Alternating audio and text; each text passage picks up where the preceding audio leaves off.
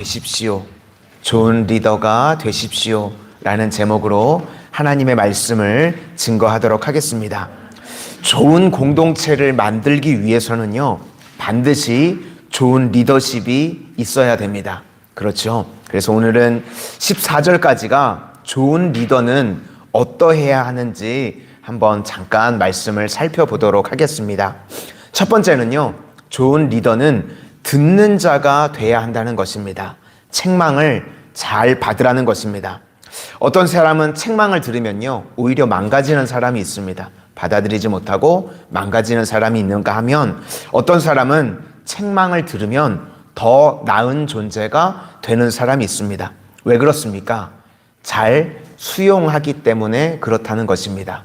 요한복음에도 나오죠. 영접하는 자, 곧 그 이름을 믿는 자들에게는 하나님의 자녀가 되는 권세를 주시겠다.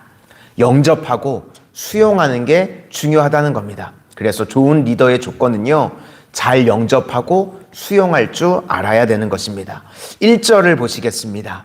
1절입니다. 시작. 자주 책망을 받으면서도 목이 곧은 사람은 갑자기 패망을 당하고 피하지 못하리라. 그러니까 책망이 있을 때 그것을 잘 수용하고 받아들이는 사람이 리더가 될 수 있다는 겁니다.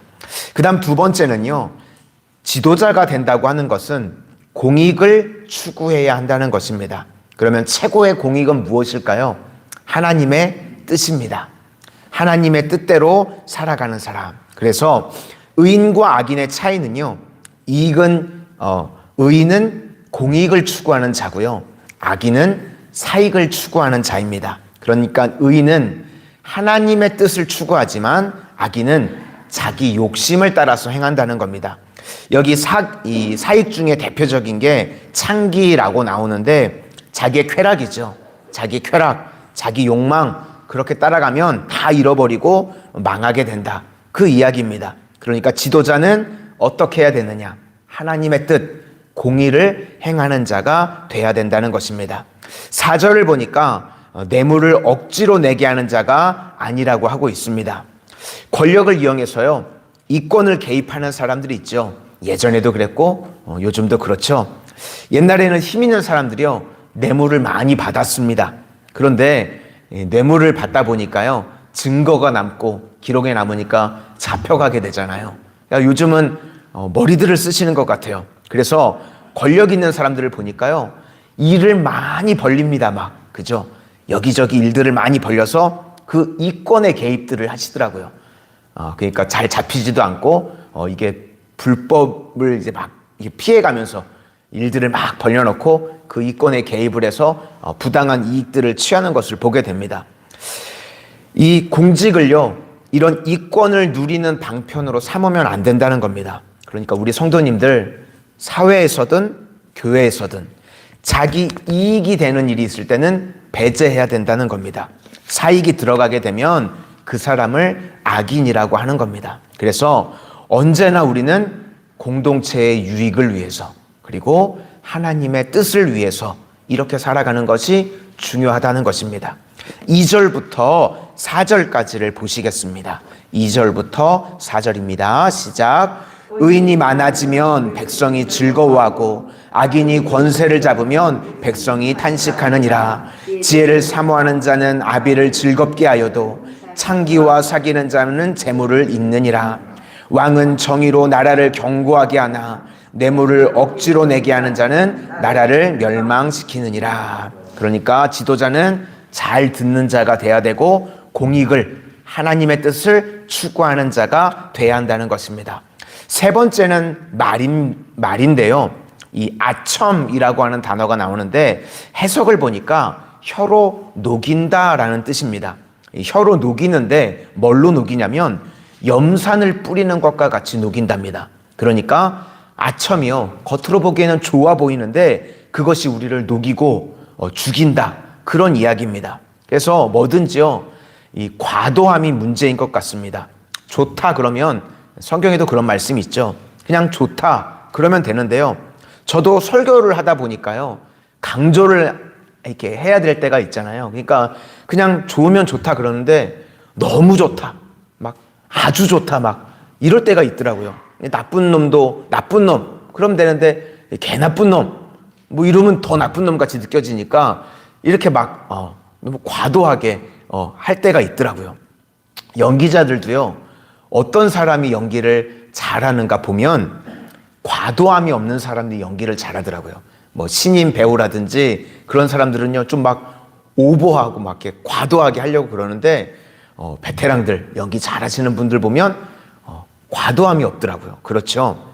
이런 아첨, 과도하게 막 사람 칭찬하고 이러는 게 올무에 빠지게 만든다는 것입니다. 5절 보시겠습니다. 5절입니다. 시작. 이웃에게 아첨하는 것은 그의 발 앞에 그물을 치는 것이니라. 그러니까 뭐든지 과도하면 안 되고 남을 세워주고 칭찬하는 것도 아첨하는 말로 그렇게 하지 말라는 것입니다. 네 번째는요. 약한 자를 이해하고 도와줄 수 있어야 된다는 겁니다. 좋은 리더라고 한다면 내 주변의 약한 자들을 이해하고 돌아보고 돌봐줄 수 있어야 된다. 의인은요. 기쁨을 공유하는 사람입니다. 하나님께서요. 우리에게 많은 것을 주시지요. 그러면 나는 먼저 내 필요를 채우고 그리고 더 주시는 것은 하나님께 영광을 위해서 그리고 이웃을 살리기 위해서 써야 된다는 겁니다. 예를 들어서 내가 한 달에 100만 원 갖고 생활을 할 수가 있습니다. 그런데 하나님께서 200만 원을 주셨다. 그럼 내가 100만 원을 정해놨죠. 그러면 100만 원을 쓰고 나머지 100만 원은 이웃을 돌아보는데 사용하는 겁니다. 뭐 예를 들어서 한 가정에 500만 원 가지고 우리는 생활을 할 수가 있다. 그런데 하나님께서 더 많이 주시죠. 2천만 원을 주셨다. 그러면 그 2천만 원을 다 나 위해서 쓰라는 것이 아니고 내가 500만 원이라는 제한을 해놨으니까 나머지 1,500만 원은 하나님의 영광을 위해서 이웃을 살리는 일에 사용하라는 것입니다. 그렇게 흘려보내는 인생을 그러면 살 수가 있다는 거죠. 그렇게 되면요. 내가 잘 되면 잘 될수록요. 누가 좋아할까요? 하나님이 좋아하시고 이웃이 좋아합니다. 그렇죠? 내가 제한을 거놓고 하나님께서 나에게 더 주시는 것을 가지고 세상 가운데 내 주변 가운데 흘려보내게 되면 이웃이 기뻐하게 됩니다. 왜냐하면 기쁨을 공유하기 때문에. 그런 사람은요. 하나님께서 얼마든지 마음껏 부어주실 수가 있습니다. 왜냐하면 많은 일을 하나님의 일을 감당할 수 있기 때문에 그렇다는 것입니다. 그런데요. 욕심은요. 한이 없습니다. 그렇죠?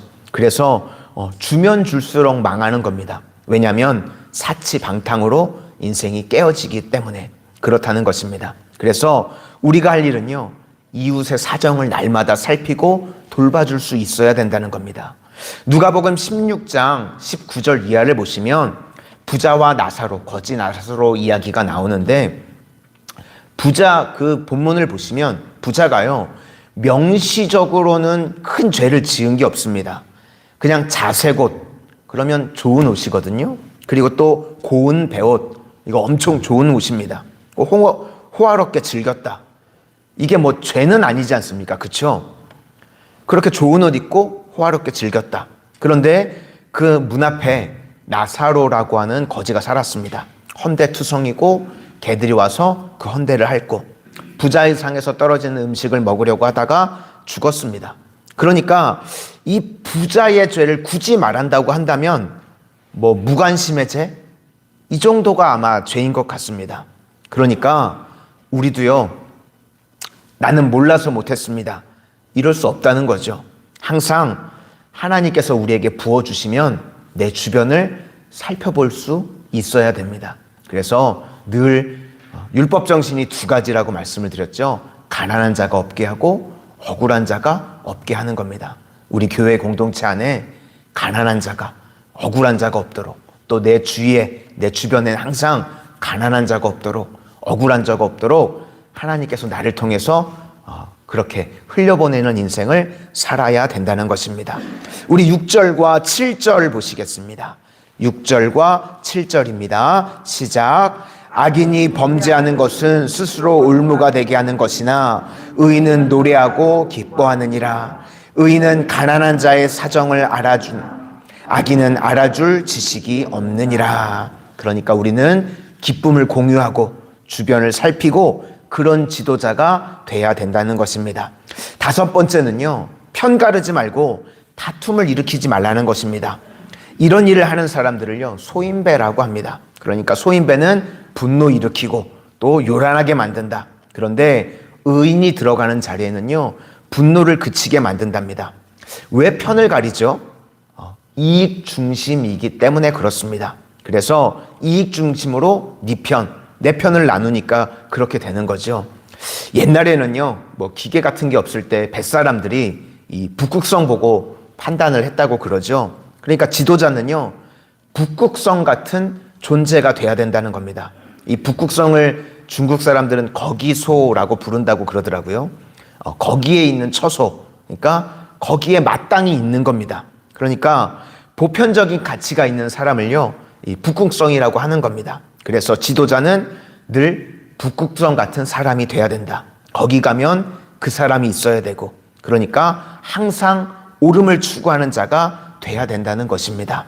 8절부터 11절까지 보시겠습니다. 8절부터 11절입니다. 시작. 거만한 자는 성읍을 요란하게 하여도 슬기로운 자는 노를 그치게 하느니라. 지혜로운 자와 미련한 자가 다투면 지혜로운 자가 노하든지 웃든지 그 다툼은 그침이 없느니라. 피 흘리기를 좋아하는 자는 온전한 자를 미워하고 정직한 자의 생명을 찾느니라. 어리석은 자는 자기의 노를 다 드러내어도 지혜로운 자는 그것을 억제하느니라. 그리고 이제 마지막 여섯 번째는요, 이 지도자는 분별력이 있어야 된다는 것입니다. 분별력에는요, 세 가지가 있는데, 며칠 전에 말씀을 드렸죠. 이 구별, 겉으로 드러나는 것을 판단하는 것을 구별, 그리고 속에 있는 것을 살피는 것을 분별, 그리고 하나님의 눈으로 찾아낼 수 있는 것을 성별이라고 말씀을 드렸습니다. 그래서 우리 믿음의 사람이라고 한다면 이 구별, 분별뿐만 아니라 하나님의 눈으로 성별까지 할 수 있어야 된다는 것입니다. 오늘 이 새벽에 나오신 우리 모든 성도님들은 하나님의 사랑의 눈으로 성별할 수 있는 거룩한 백성들이 다 되실 수 있기를 소망합니다. 우리 마지막으로 12절부터 14절까지 한번 보시도록 하겠습니다. 12절부터 14절입니다. 시작. 관원이 거짓말을 들으면 그의 하인들은 다 악하게 되느니라. 가난한 자와 포악한 자가 섞여 살거니와 여호와께서는 그 모두의 눈에 빛을 주시느니라. 왕이 가난한 자를 성실히 신원하면 그의 왕위가 영원히 견고하리라. 아멘. 오늘 이 새벽에 나오신 우리 마선성원의 귀한 성도님들은 우리 마선성원 공동체에서 오늘 말씀을 잘 기억하셔서 하나님께서 찾으시는 좋은 리더가 되어주실 수 있기를 소망합니다. 그래서 이 땅을 살아가는 동안 하나님께는 영광이 되어지고, 그리고 내 주변의 이웃들을 세우고 살리는 일에 쓰임받는 좋은 리더로 하나님 앞에 쓰임 받으시기를 주님의 이름으로 축원을 드립니다. 기도하겠습니다. 사랑의 주님, 이 땅을 살아가는 동안 저희들 한 사람 한 사람이 하나님께서 찾으시는 좋은 리더로 쓰임 받기를 원합니다. 하나님께서 부어주시는 은혜를 가지고 나의 사익만을 추구하는 것이 아니라 하나님의 뜻을 드러낼 줄 아는 그런 믿음의 길을 걸어가게 하여 주시고, 하나님께서 넘치도록 축복해 주실 때 그것을 나를 위해서만 사용하는 어리석은 인생이 아니라 그 은혜를 흘려보내게 하여 주셔서 먼저는 하나님께 영광이 되어지게 하시고, 내 주변에 억울한 자와 가난한 자를 살필 수 있는 하나님께서 택하신 귀한 리더들로 쓰임받게 하여 주시옵소서. 오늘도 저희들 이 새벽에 간구하는 모든 것들 하나님 들으시고 응답하여 주셔서 하나님 부어주시는 은혜와 복을 가지고 마음껏 하나님의 영광을 위해서 살아가게 하여 주시옵소서. 예수님 이름으로 기도드립니다. 아멘.